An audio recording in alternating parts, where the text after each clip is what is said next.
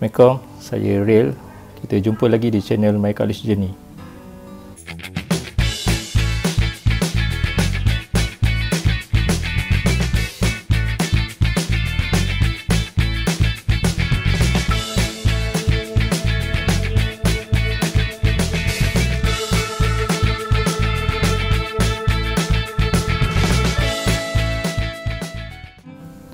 Okay, video kali ini saya nak share sedikit tips cara-cara menjaga kemah dan juga cara membasuh kemah agar kemah kita dapat bertahan lama.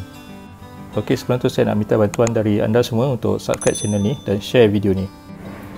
Ok, oleh kerana hari tu masa balik daripada luar aku di sini tu cuaca hujan dan juga kemah agak kotor sebab area situ tanah dia berpasir, jadi ni bila hujan tu pasir-pasir tu akan terpercik lah. So balik ni kami kena basuh kemah ni sebab nak hilangkan pasir tu semua, sebab tak sempat nak bersihkan dekat sana.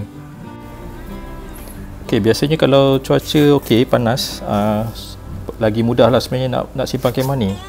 Ialah sebab bila dia panas, bila tengah hari tu dah kering dan kita hanya boleh buang sikit habuk-habuk atau tanah yang melekat tu, kita just lap luar dia tu.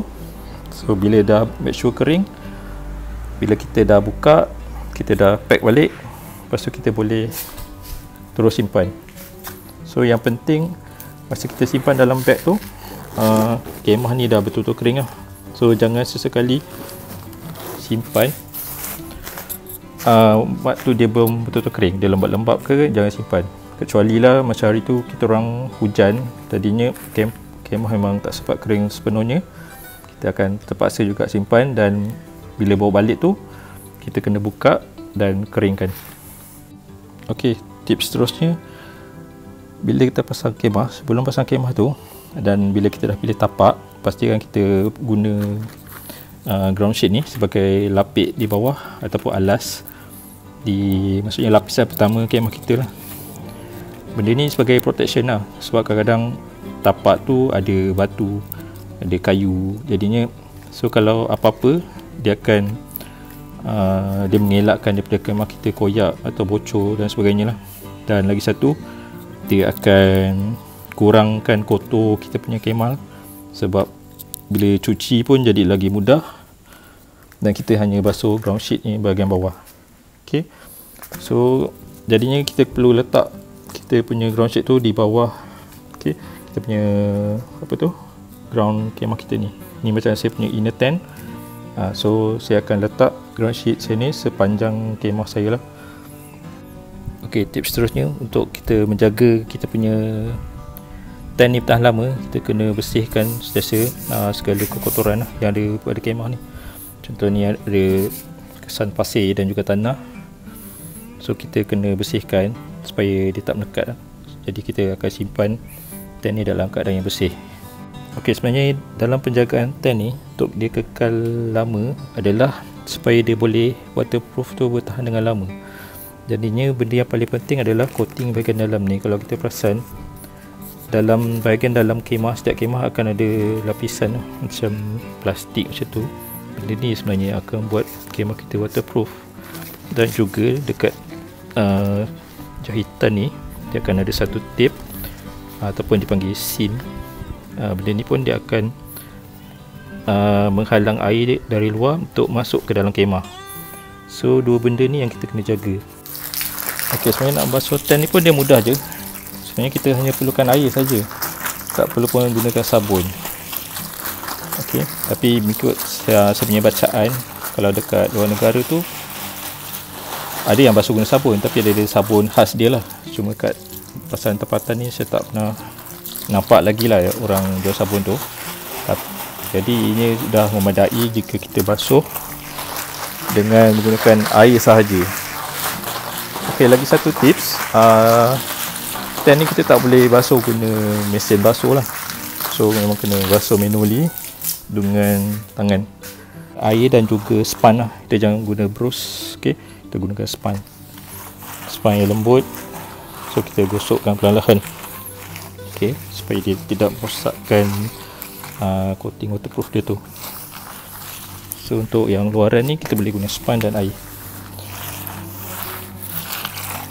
kita hanya gosokkan je agar kekotoran tanah dan juga pasir tu tertanggal.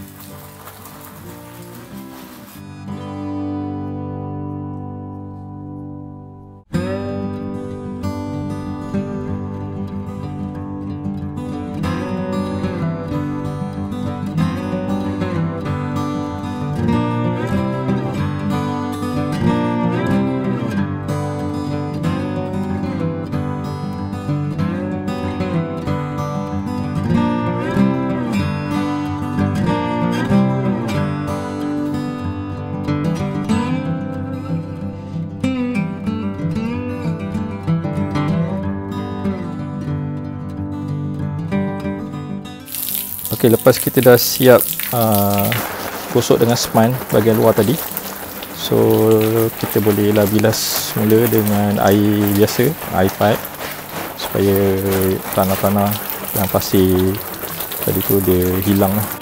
So kita bilas dengan air secukupnya. So bahagian dalam pun kita boleh bilas dengan air. Okey, satu lagi tips penting jika kita basuh kemah adalah bila dah siap bilas semua, so kita hendaklah jemur di tempat yang teduh lah. Elakkan dia kita jemur di tempat yang panas, yang direct sunlight, okey, di bawah cahaya matahari yang terik.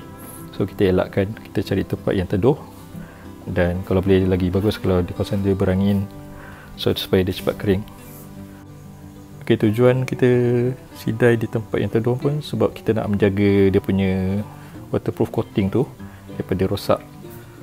So kita tak nak kemah kita yang basah terus bertukar ke suhu yang panas secara mengejut. So benda tu dia akan merosakkan kita punya waterproof coating lah.